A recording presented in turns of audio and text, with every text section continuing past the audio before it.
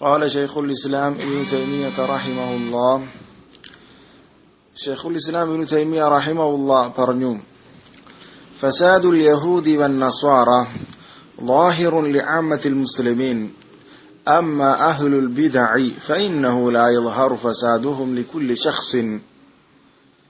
ഷെയ്ഖുൽ ഇസ്ലാം ഇബ്നു തൈമിയ്യ റഹിമഹുല്ലാഹ് പറഞ്ഞത് ഫസാദുൽ യഹൂദി വന്നസ്വാറ, നസ്രാണികളുടെയും യഹൂദികളുടെയും ഫസാദ്, കുഴപ്പം, അവരുടെ കേട് ളാഹിറുൻ ലിഅമ്മത്തിൽ മുസ്ലിമീൻ,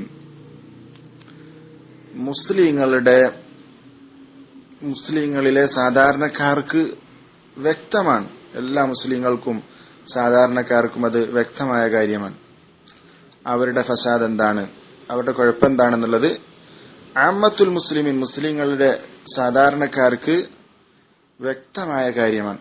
എന്നാൽ ബിദ്അത്തിന്റെ ആളുകൾ ഫഇന്നഹു ലാ യദ്ഹറു ഫസാദുഹും ലികുല്ലി ശഖ്സിൻ, അവരുടെ ഫസാദ്, അവരുടെ കുഴപ്പം എല്ലാ വ്യക്തിക്കും വ്യക്തമാവുകയില്ല, വെളിവാകുകയില്ല.